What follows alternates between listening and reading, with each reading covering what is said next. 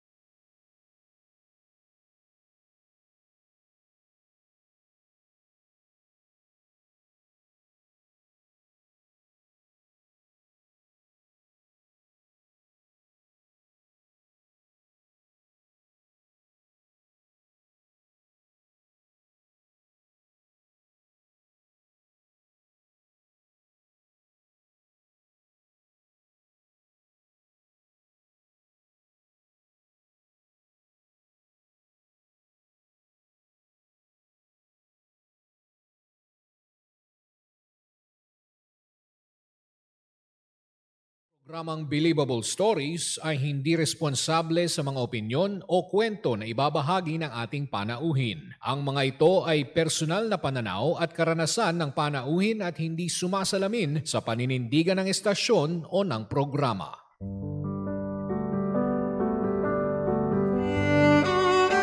Believable Story. Mga kwento. Naranasan kong ma-discriminate ng sarili kong pamilya. Ang hirap, no? Kasi lumaban ka naman ng patas pero iba yung tingin nila sa'yo kasi PWD ka. Buhay. Hindi madali na malayo sa pamilya. Pero sa ikagiginhawa ng buhay nila, tinatagan ko yung loob ko. Pinangako ko sa sarili ko, anumang unosong dumating, ilalaban ko yung pangarap ko. At tagumpay. Bawat bait na dumaan, lahat yun, hindi ko na nararamdaman. Kasi andito na ako eh. Naabot ko na. Ginapang ko to bang para kang laging umakit ng mundo. Pero nung dumating na yung takdang oras para sa akin, napasalamat Lord talaga ako para sa kanya lahat ng ito. Thank you, Lord. Believable Stories. Kwento Buhay. at tagumpay Inspirasyon sa bawat kwento. Believable Stories. Sa programang ito, walang format ang success. Walang formula. Kanya-kanyang diskarte. Kanya-kanyang tirada. Tuwing Webes, mapapakinggan na natin ang mga kwento ng inspirasyon kasama ang MX3. Dito ako, Believe. Ikaw, ano ang believable story mo? Believable Stories. Simula at pangarap. Bata pa lamang, lumaki na siyang malikhain. Isang child actor, voice talent, at scriptwriter. Nagsimula sa radio commercials. Kalaunan ay sumabak sa teatro at mga pelikula.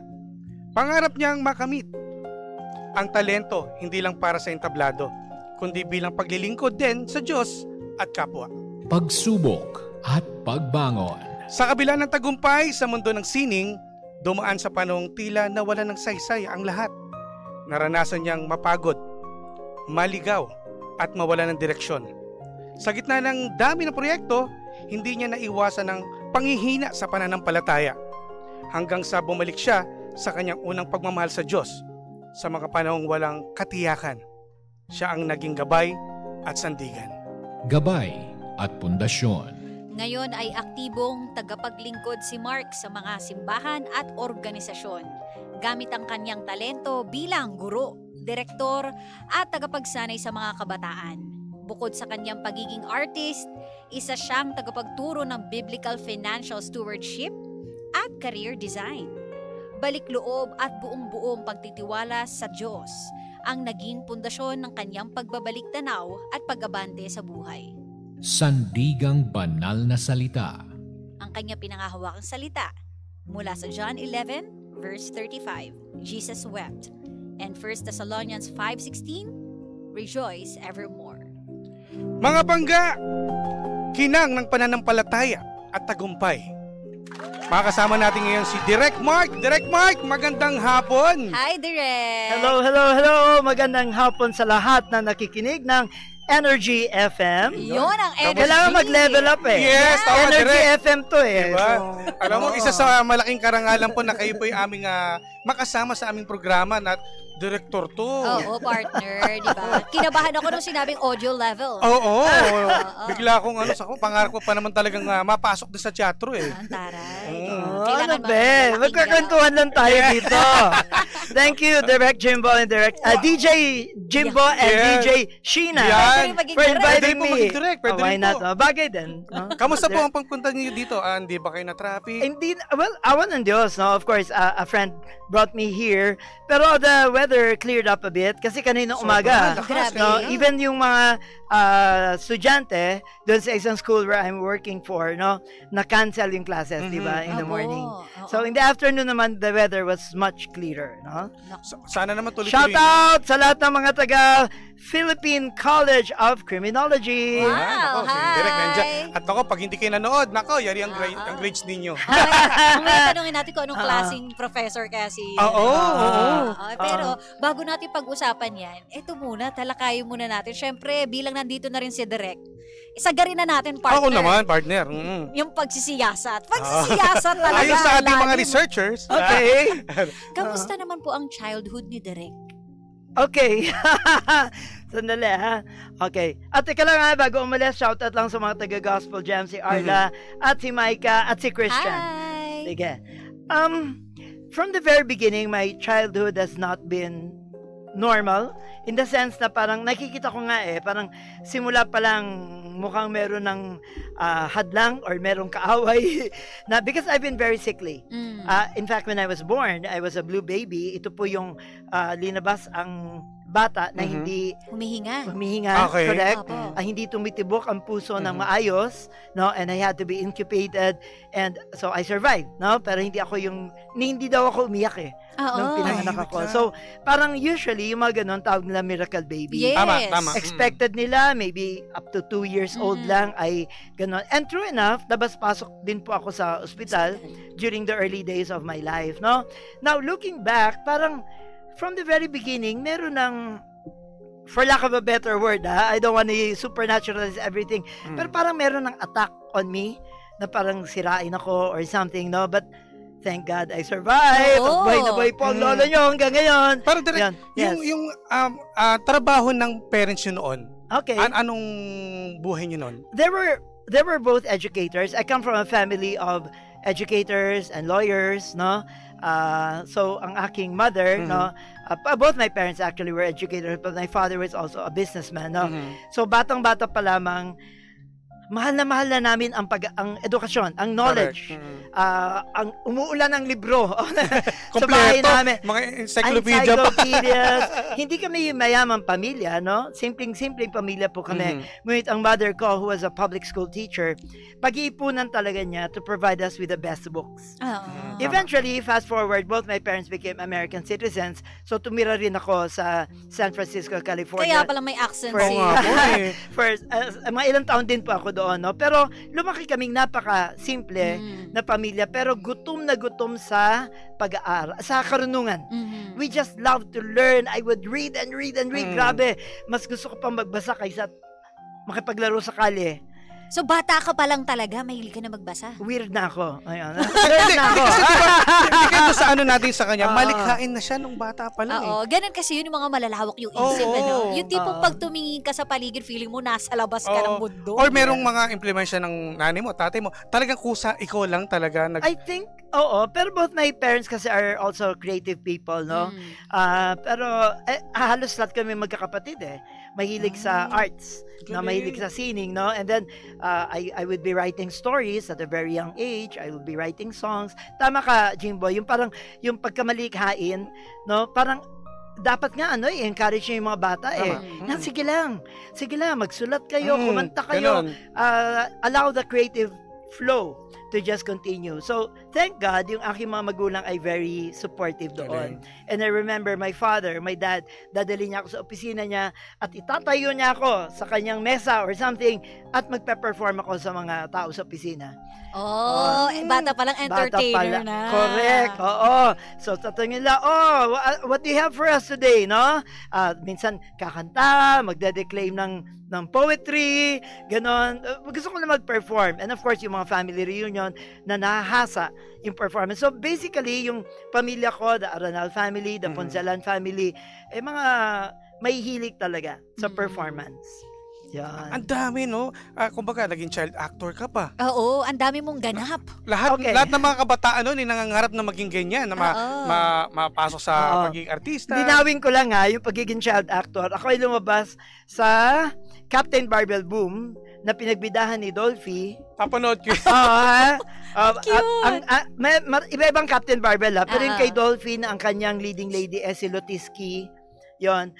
Ako at ang kaklase ko doon, kasi kami mga estudyante in Lotiski, na siya ay sumikat ng gusto, ako hindi, si Maricel Soriano. Wow! Yun. So, bata pa si Maricel, magkaedad kami. Ni Maricel, huwag niyo i-compute ha, malaman mo edad ko. So, magkaedad kami ni Maricel Soriano, and that was also her first movie. And that's where she got discovered. Eventually, nasama siya sa John and Marcia. Ako, hindi na ako napansin. No? But that was a beautiful start. Because I just loved it. An experience kasi, syempre, mga kasama mong mga aktor dyan, mga kilala, Dolphy yan eh. Totoo. Tsaka yung feeling mo siguro parang naglalaro ka lang. Oo. But I was, Sheena, I was taking it so seriously. Bata pa lang ako, seryoso na ako sa buhay. Kaya siguro tumanda ako ng aga. Hindi naman nalata direct. And then eventually, Clubhouse 9, ni Tito Pepe Pimentel, Clubhouse 9, yung mga child host. Ganon. So parang bata pa lang ako, I also did radio commercials nung bata pa lang. Tapos, pero ang doon, yung ilang kabataan nyo, na-enjoy nyo naman. Kasi di ba tayo, mga kabataan, mahilig maglaro. Kasi parang sa nakikita ko sa story ng buhay nyo noon, parang ang busy nyo na kagad, bata pa lang eh. Parang may listahan na kagad nakapaglaro siya ba kayo gagawin, sa lansangan? Actually, ang saya-saya ng childhood ko. I never felt deprived or parang bakit. Kasi hindi naman to trabaho na kailangan kong kumita. No, pero regular routine na sa akin yon. Yung from school, dadalhin ako sa Makati kung saan merong studio. Kasi gumagawa rin ako ng mga radio drama nun. Diba? Bata pa lang ako na yung child voice actor. I also did radio commercials and all that. Routine na yon sa akin. And then doon ako sa studio magagawa ng homework and all that. Uuwi ng gabi. But I loved it. Walang pakiramdam direct na katulad ng term ngayon, no? FOMO, yung fear of missing out. Wala eh. Not as far as I could recall, ha? In fact, kapag naglalaro kami ng mga kapitbahay ko, halimbawa, no? Kababata nyo. Laking kamuning ako. Okay, batang kalye, so to speak, no? Pero, tuturuan ko sila. Let's say, meron ako nabasang libro na akala ko noon, lahat ng mga bata nakabasa ng Huckleberry Finn, Tom Sawyer, mga ganyan-ganyan. At gusto kong Arabian Nights at gusto kong ikwento sa kanila. Ayun, storyteller ako. Meron akong captive audience. Parang siya yung pinaka-leader na ito. Makinig kayo ha, mabasahan ko kayo. Pagdating dyan. Pero pagdating na sa mga habulan, patintero, kulelat ako. At least na-enjoy niya pala yung kabataan niya. Pero eto naman yung teenage years mo naman. Ikaw ba yung tipong naranasan mo yung medyo magbulakbol ng konti? maaga, as I said, maaga ako nagseryoso. 'Di ba? I took life seriously, no? Siguro high school, UPIS ako no? So, nung napasok ako sa UPIS and then eventually sa Ateneo, doon ako nag-college, syempre, lumaki ang mundo mo at nakita mo, bulakbol, oo, pero buti na lang ang aking mga magulang ay yumao na kasi matatakot ako marinig nila ito. Ayan na, ang pero revelation. generally good boy naman ako. Pero of course, I've had my strains of rebellion.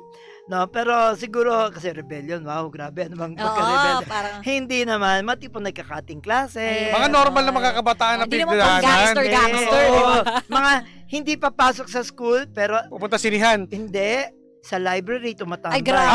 Iba. Magaling. Iba siya. Iba pala ako, sorry. Bulakbol na sa akin yun. So, maring ibang ano lang. Pero yeah, there are times when I wanted to explore on my own and find myself. May mga ano ka rin, kaibigan, yung tipong kasama mo kapag tumatakas. Meron din. Best friend. Yeah, totoo. Meron din, pero mga kapwa ko nerds, mga, hindi kasi ako sporty type no? Of course, ako lagi ang pinakamaliit, ako lagi ang hindi man lampa, no? Kasi nag-track and field din ako, pero hindi ako very sporty. I could never do basketball because I was short. So, yung mga barkada ko siguro, yung mga intellectual nerds din. Mahilig din magbasa. Magbasa, correct. At lahat kami magkakapatid, ganun. Basically. Oh, okay. So, talagang mai-enjoy niya nga partner. Kasi kung sa atin, parang ang boring. Di ba? Kapag iisipin mo, pag di ka talaga mahilig. Ang sarap, actually, ang sarap po ng buhay na yan. I want to encourage the young people out there, go and read books. Alam ko hindi na uso ang libro because of the digital age and now streaming on film. But I'm telling you, the joy and the pleasure of reading books, walang makapagpapalit dyan. If you haven't explored that, especially the young people out, or even those who are not so young, no? Merong kakaibang mundo na naghihintay sa inyo by reading books. Totoo yan. Kasi alam mo, sa totoo lang, direct, kadalasan ngayon yung mga Gen Z, di ba, gusto nila mapabilis kagad yung kanilang mga research, no? Hindi, not unlike yung talagang ikaw, magpupunta ka pa sa library, babasahin mo, hahanapin mo. Andun yung challenge eh. Ngayon, hindi, summary na lang Oo eh. O yung total, eto na yung sagot. Tapos kagad. Wala na, walang thrill eh. Oo. Pero hindi ko alam kung wala na silang patience now or they want things fast. Pero mababago yan direct. Ngayon napapanood nila tayo. Yes. Diba? Eto na, total nabanggit mo yung walang thrill, ano? Eto na, pasok tayo sa thrill ng buhay ni Direk. Yan. Ako, Direk, eto na. Direk, curious ako kung ano yung parte ng buhay mo na talagang kinalabit ka ni Lord. Kasi kung papakinggan mo, no, napakaganda ng buhay niya. Parang ang smooth lang. Kala mo lang yan. Ang lang. Kasi partner, di ba? Kasi ang dami niyang, di ba, ang dami niyang achievements. Naging sa teatro, sa pelikula. Ang ano ko doon, sa dami ng mga trabaho na binigay sa'yo, direct, yung humina ba yung pananampalataya mo? Kasi number one, sa sobrang busy mo, wala ka ng time para magdasal. Dumating ka sa point na ganyan. Okay, medyo komplikado sagot dyan so bear with me, no? Kasi una kong nakilala ang Panginoon, I was only 9 years old, no? That's where I prayed to receive the Lord. Tinanggap ko si Jesucristo bilang aking Panginoon at tagapagligtas. I was 9 years old then. And I started going to Christian churches, no? But somewhere along the way, ang feeling ko, hindi ako lumalim o lumago sa Panginoon. And then, when I was 21 years old, through certain circumstances, I was invited to pray to receive the Lord. Hindi pala, nung 21 years old ako, I was on my own. I was alone in my room, and I just felt at the bottom of the barrel, and I cried out to God. Usually, pagka ako'y inaanyayahan na, kailan ka ba nakakilala sa Panginoon? Katulad nung sinabi mo, Sheena, kailan ka kinalabit? Ang dami Hindi lang siguro isang kalabit, may tulak at batok pang kasama yon. Hindi lang, hindi lang kalabit, no? I wish ang kwento ko ay kasing simple nung iba na sa ganitong edad, ako'y kinalabit ng Panginoon at tinawag and they live happily ever after. I wish it were a fairy tale story, but the reality is, it is not.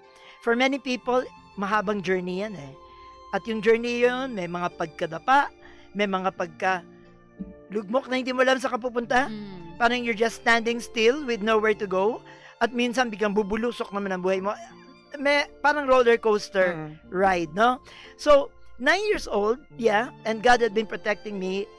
I could see that. Ang dami kong mga kapalpakan between 9 and 21 na makikita kong kaya lang ako nag-survive ay dahil ang kamay ng Panginoong Diyos ay nasa buhay ko na. Otherwise, I cannot explain it. No? Yung iba might be too personal to talk about. Pero yung nangyari between that period, some of the darkest moments of my life happened between 9 years old and 21 years old. Some of it had to do also with the relationship of my father, who, both my parents passed away, no? Nasa Panginoon na sila. My father was a very hard man, no? Not to malign the memory of my father, but in his senior years, nung siya po ay may edad na, nakakilala rin siya sa Panginoong Diyos. And he became such a beautiful, loving man. Napakaganda ng kanyang ugali, ang kanyang nagbago ng dramatic yon. Actually, kung buhay ang daddy ko ngayon, sabihin ko, daddy ko, i-imbitin nyo dito. Kasi siya ang dramatic ang kwento talaga. No? Anyway, so even that, all of that journey, even the darkest moments of our family, is within that period. And did I question God's existence? Yeah. It got to the point na, kung may Diyos, bakit hinahayaan niya yung mga ganitong nangyayari sa pamilya namin? No? Where I even seriously contemplated suicide. And parang I felt that wala nang this sagot. is the worst thing that can happen to a family, no?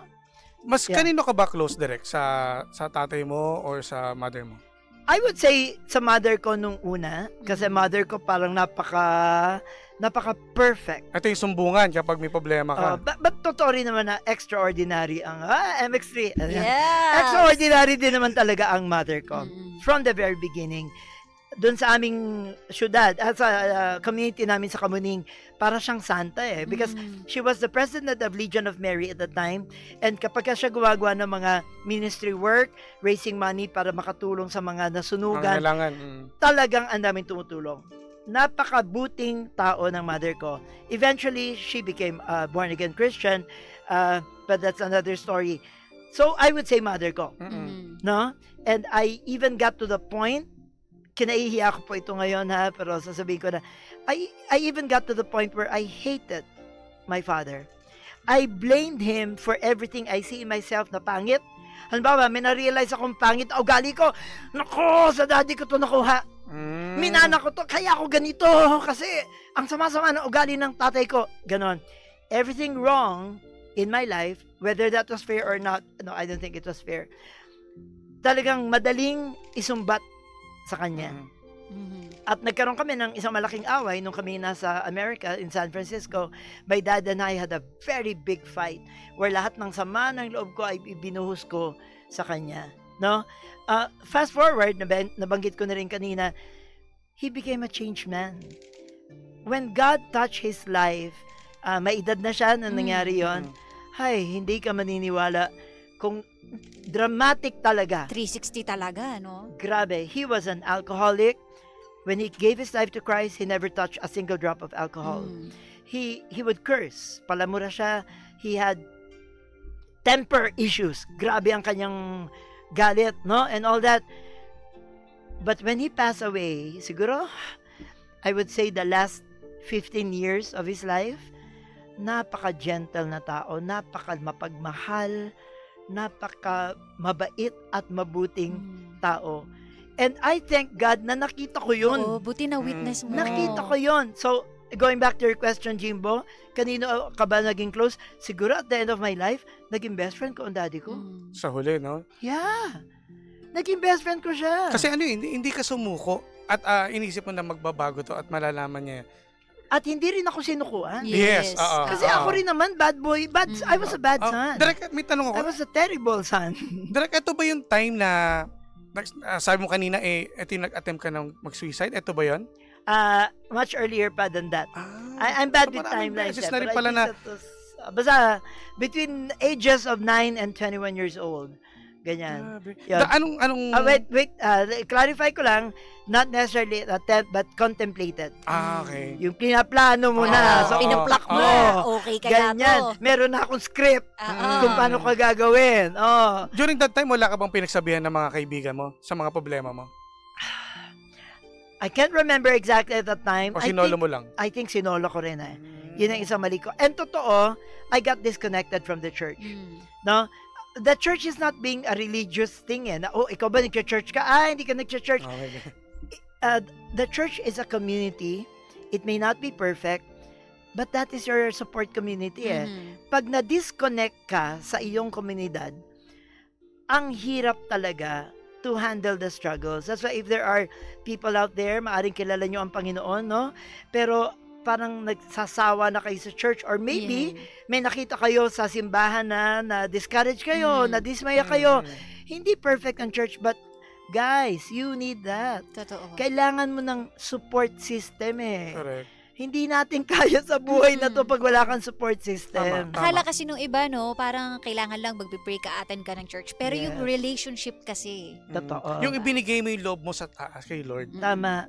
Ano Kinuko yun eh? mo. Vertical and horizontal. Meron kang vertical relationship with God. Establish na yun.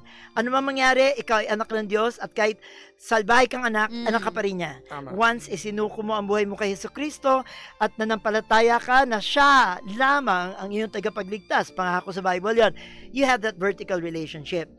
And could you survive? Yes, but you're going to heaven, but while you're on earth, you may be the most miserable Christian if you don't have a horizontal relationship. And that is with kapwa mo Kristiyano, kaibigan, pamilya. Not necessarily na pareho kayo ng pananampalataya, pero napakaganda. Kung pareho kayo ng pananampalataya, kailangan mo yun. Oo, totoo talaga yun. No man is an island. Correct ka dyan, diba? Gina. So, kailangan mo pa rin. Yung mga sobrang gusto dyan, hindi, ako lang, kayo ko to mag-isa. Pray lang, ganyan. So, once in a while, lalo na ngayon, online na lang ako manunod na makikinig ng worship service. Hindi na ako kailangan sumamba sa Panginoong Diyos. May online naman eh. Manunod na lang ako. Manunod na lang ako. Kukunin ko na lang yung pinaka niyan. Tama. Message niyan, okay na. Oo, tapos yung tama ka, yung pipiliin mo pa kung ano yung masarap pakinggan. Pero habang nakikinig ka ng message si Pastor, kasi online naman, wala naman makita, nag-scroll. Totoo. Kung ano-anong ginagawa, nanonood ka ng TV. Will you still survive? Yes, pero para kang gumagapang eh. Pero ang gusto ng Panginoong Diyos, hindi tayo talunan na Kristiyano. He wants us to soar in victory. And that is what you may be missing out on. So, sino ang linulugi mo? Ikaw. Who are you shortchanging yourself? Nagkukulang ka sa pagkain. Tama. Yun eh. Diba? Hindi lang yung basta pagkain na junk lang yung nilalagay mo. Hindi, dapat yung may sustansya talaga. Malnourished ka. Labas. Correct. So, eto nung, ang dami mo rin palang pinagdaanan. Hindi bakas, no, partner? Lalo na kanina eh. Alam mo, napakamasayahin yan. Hindi direct eh. Totoo. Kaya naniniwala ko na ang lahat ng, di ba, minsan nakikita natin, akala natin ni Masay, may mga pinagdaanan din. At doon ako natutuwa kasi nga, naging strong siya. Totoo. Di ba natuto eh. Ano yung pinanghawakan mo para malagpasan mo lahat ng to? Okay, although iba-ibang stages to, Sheena, no? So parang there's no one answer for that. Pero generally, kung babalikan mo kasi, una, ang mga pangako ng Panginoong Diyos. Yan ang isang mapanghahawakan mo eh. Lord, alam ko, you promised me this eh. Kung kailangan mong balikan sa Biblia, ang Biblia po ay punong-puno ng mga pangako na mapanghahawakan ninyo. No? At minsan, no, nagbabasa ka ng Bible, may promise si Lord na alam mong para sa iyo, no? And then somehow nakalimutan mo na naman, 'di ba? Life happens, may nangyari. Balikan mo 'yon. Isa. Pangalawa, meron kang panawagan, yung tinatawag nating calling.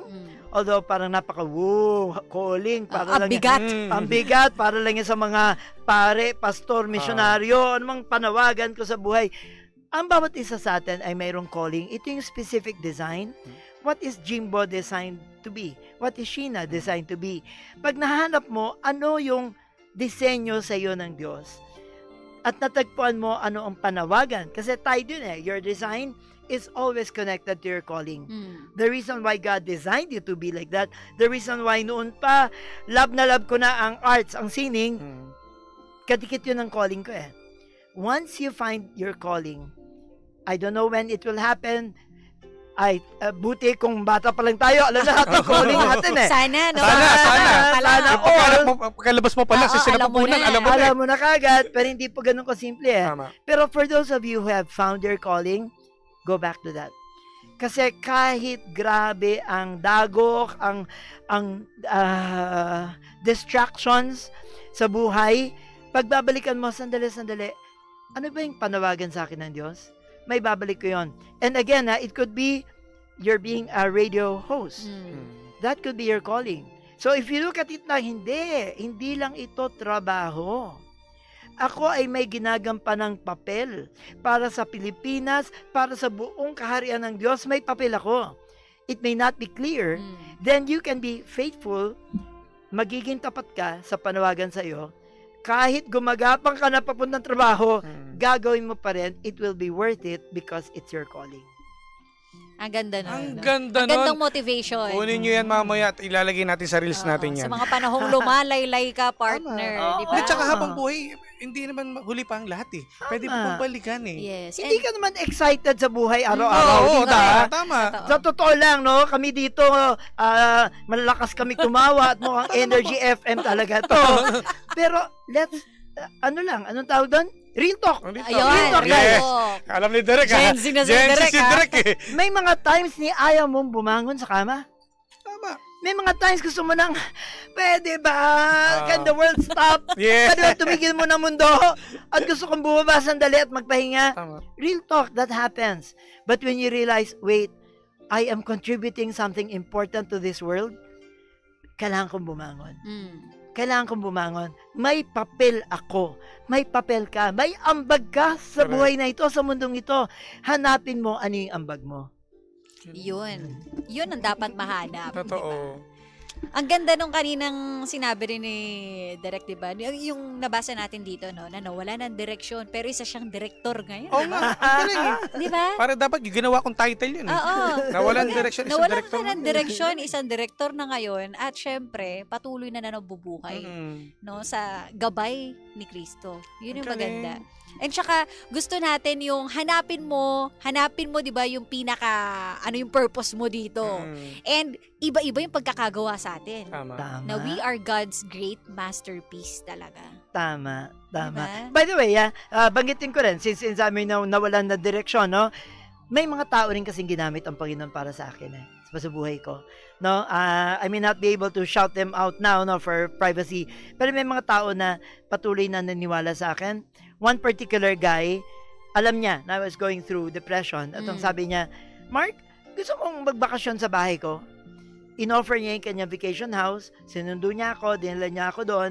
Sabi, you can have all the privacy you want. Isang maliit na vacation house.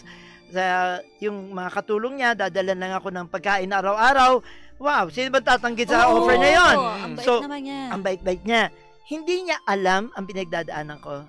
Naramdaman lang niya. I was there siguro sabi niya, stay as long as you want. No, I was there only for maybe 4 days, no? But I remember, nag-ipit siya ng isang Bible sa bahay na yon.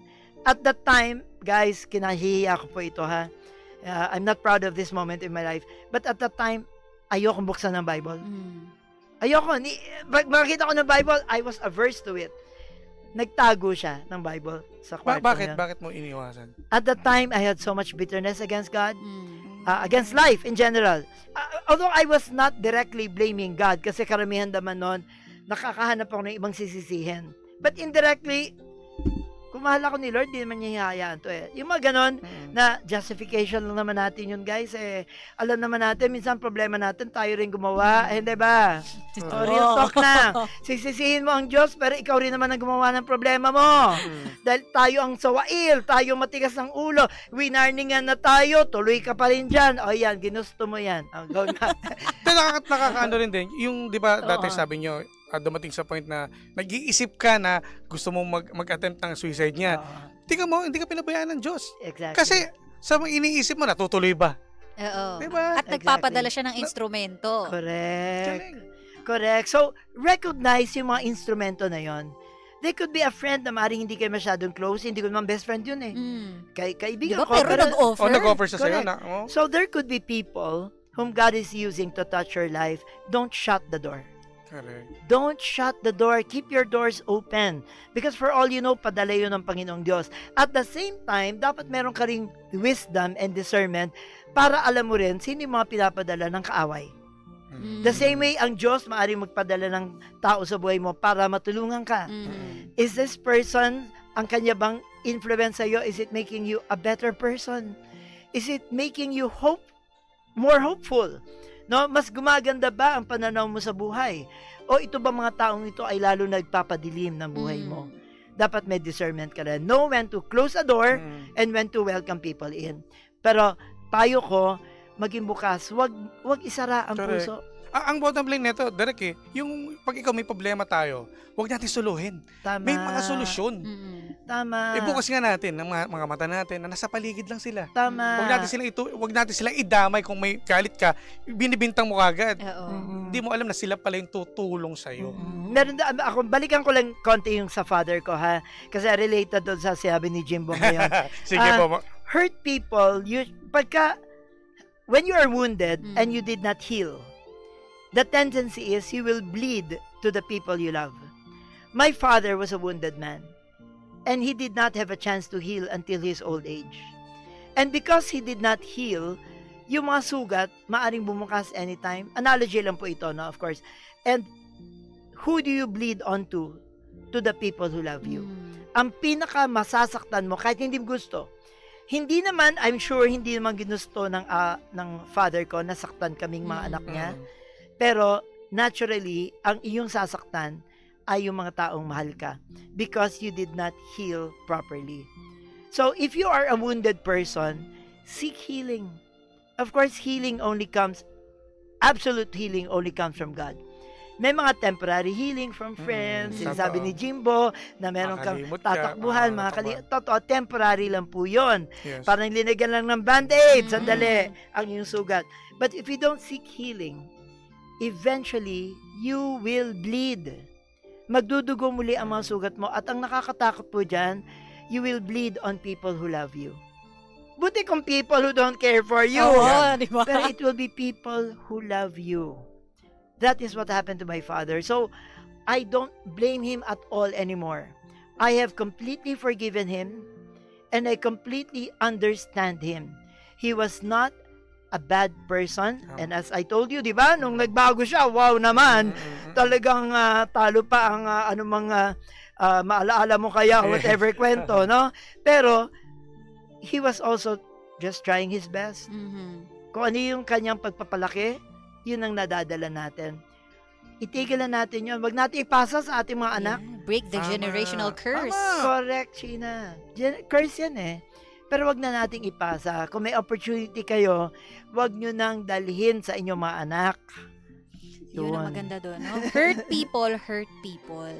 Exactly. Say that again, Sheena. Hurt people, hurt people. Ang ganda nun. No? Yes.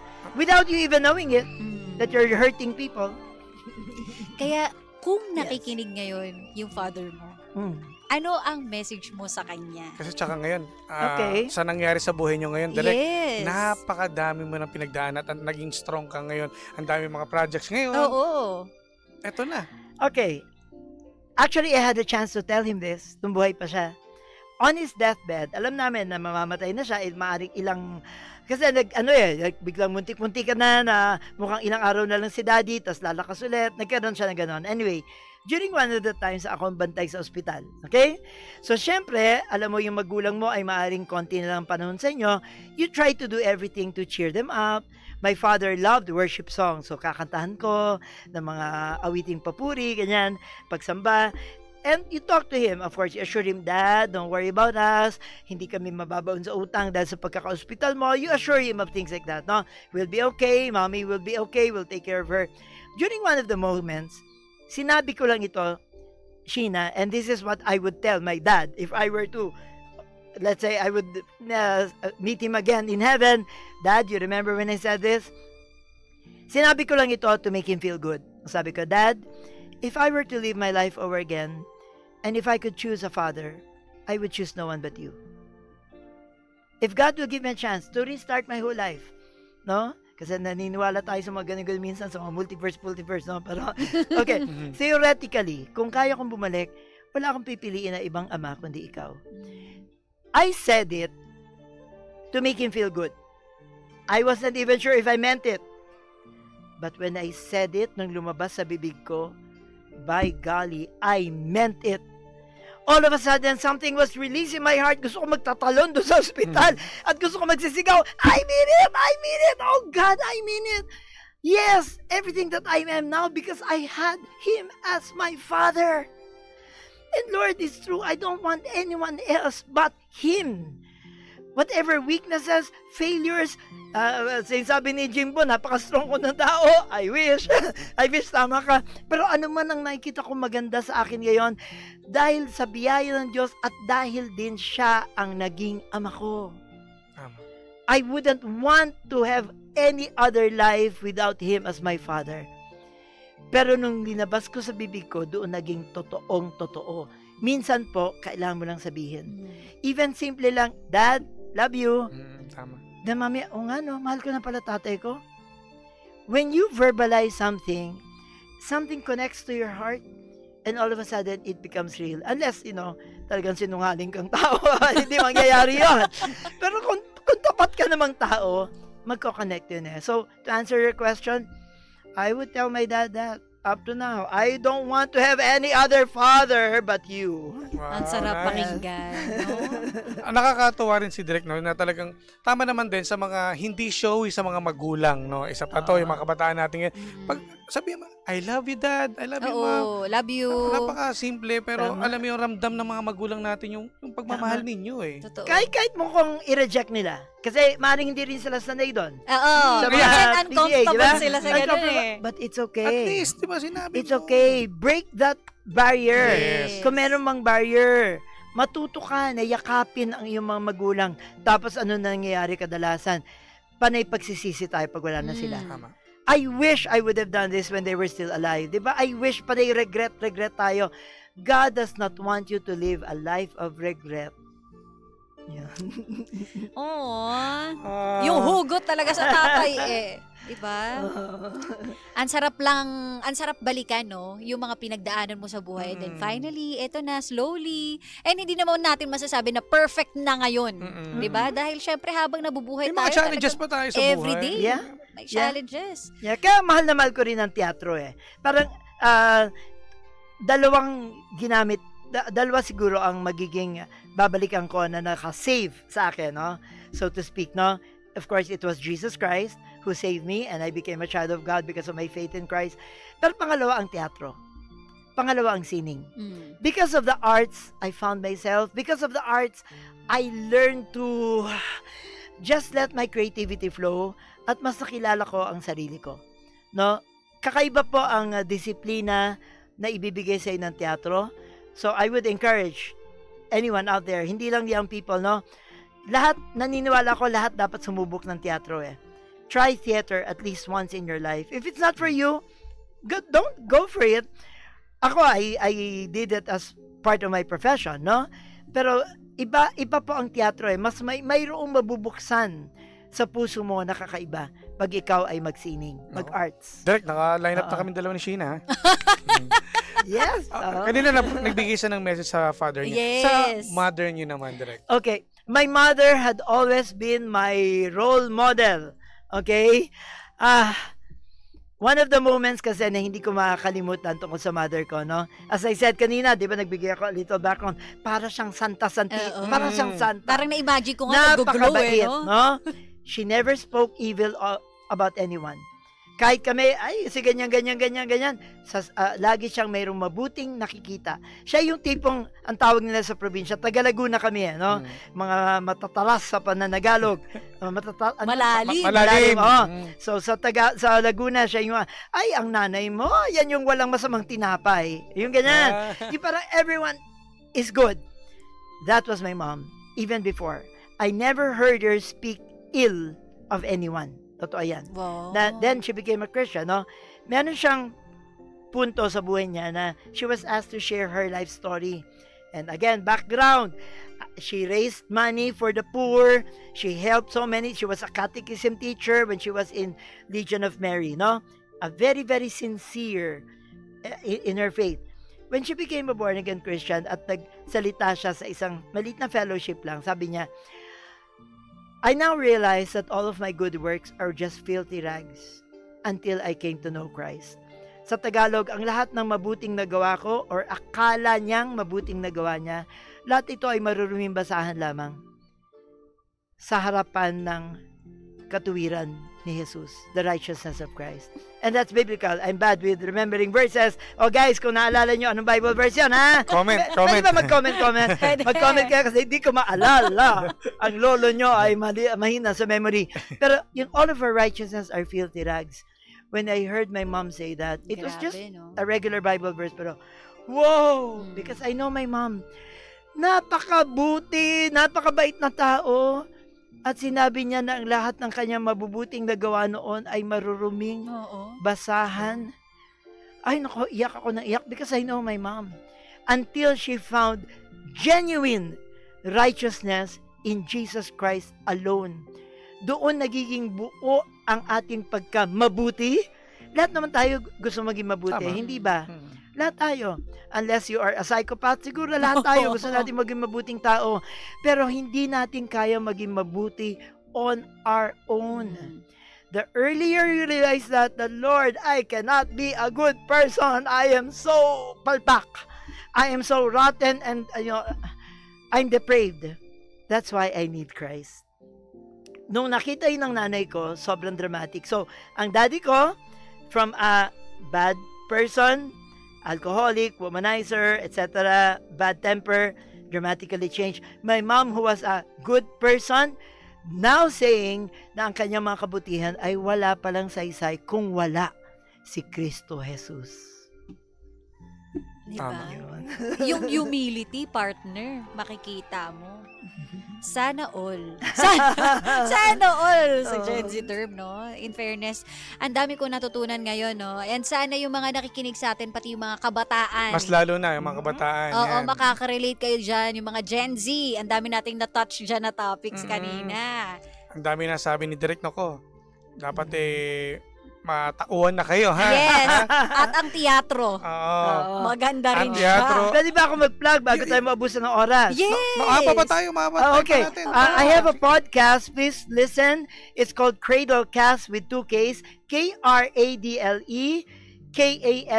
Cradlecast is the title of my podcast. Regular po ito. At dito i-interview, nagkakantuan kami ng mga alagad ng sining. No? We've had theater artist Dali De Leon, internationally acclaimed. Marami pa po na napakahusay ng mga taga-sining. Mula sa teatro, musika, Toma Kayabyab. Abangan nyo, yung interview ko with Toma Kayabyab. Mga veterano. So, enjoy po kayo. Plus new ones. Marami rin kami mga batang artists. Check out Cradlecast. Hindi lamang nga siya live, pero it is on Facebook page called Cradlecast. Abangan po niyo yon. And shout out din po sa mga taga-Dulaan PCCR. That is my current theater group from Philippine College of Criminology. Patuloy po kami, may mga pagtatanghal kami. The musical of Mga Kwento ni Lola Basyang is now on tour. Meron kaming show ng August 9. Abangan ninyo. At meron kaming ginagawang bagong production ngayon na abangan din nyo. Kung mahilig kayo sa teatro, you can follow us, Dulaang PCCR. Bongga. Ang busy ni Direk, ha? Hindi nga busy si Direk ngayon, eh.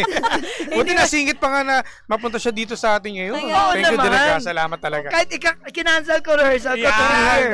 Pero dito yung una, dahil marami beses ka pa babalik. Totoo yan. I would love that. It would be my honor. Yan. At syempre, dahil sa napakagandang kwento ni Direk, no, tanggapin niyo po ang parangal ng paghanga at pagkilala kay Mark Punzalan Aranal para sa pagbabahagi ng iyong kwento ng sakripisyo at tagumpay sa programang Believable Stories na nagsilbing inspirasyon sa bawat pangga. Ipinagkaloob ngayong July 3, 2025, ganap na alas 4 ng hapon sa ikatlong palapag ng E-Square Building, Barangay North Green Hills, San Juan, Metro Manila. Kasama ang aming mga puso at pasasalamat, DJ Jimbo and yours truly, DJ Sheena. Nagulat si Direk. Direk, Kayo, At hindi lang yan. Ini-stalk niyo ako sa Facebook. Yes. At Direk, ito po, Direk, oh. Ayan. Direk, para sa iyo to. Ay, salamat. Mula po sa MX3. Maraming salamat. Ayan. Nakikita ba? Aba, MX3 pack. Ayan. Ayan. Yun. Baka may babatiin pa kayo, Direk. Yes, Direk. Baka may gusto ko pang batiin. Actually, ang gusto kong i-close, if you don't mind, yung tungkol dun sa dalawang life verse ko. Bakit ito ang pinili ko? Yeah. Nabanggit mo na kanina di ba? May halong joke ito, pero naging totoo. Okay? There was one time kasi we were asked by our Bible school teacher, no?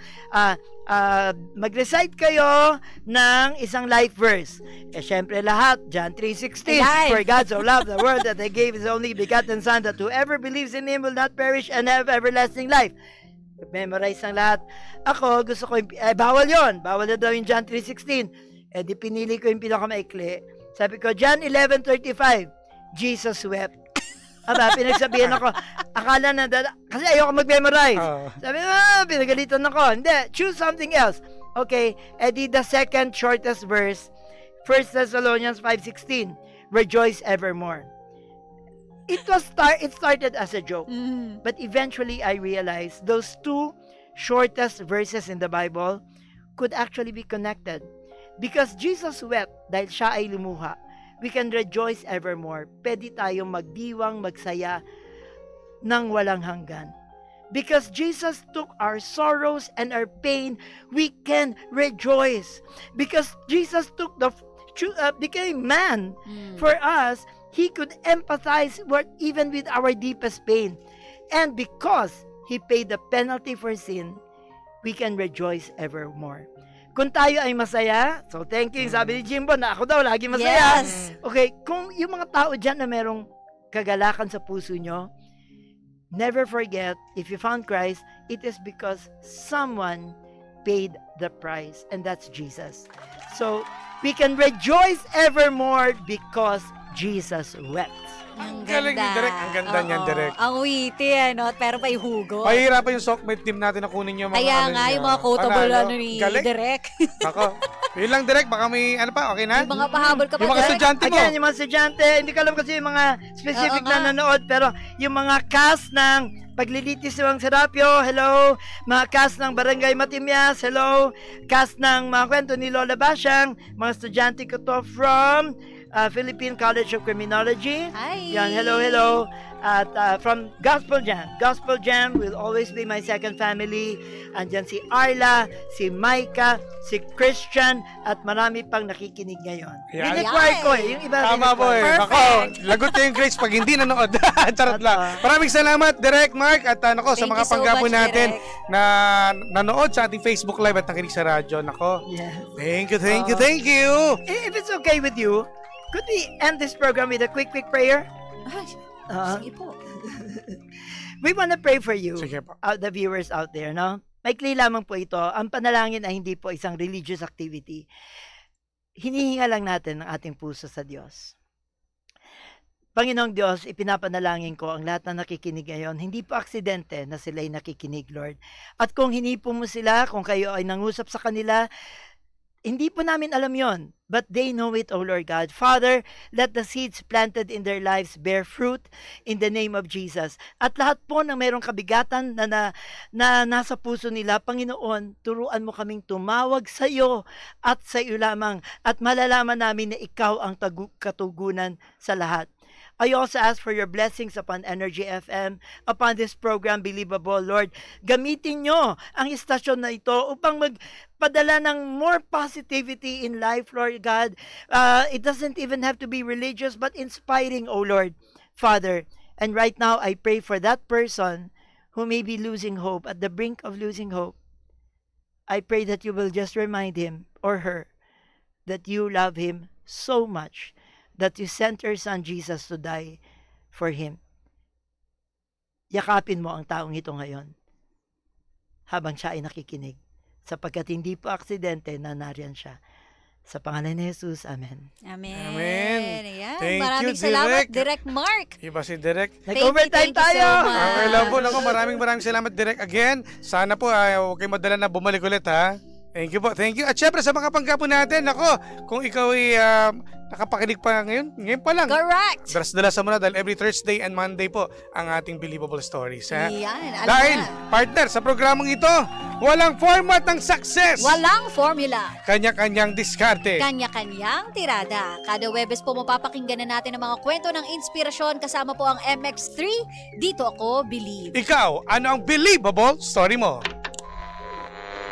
Believable Stories.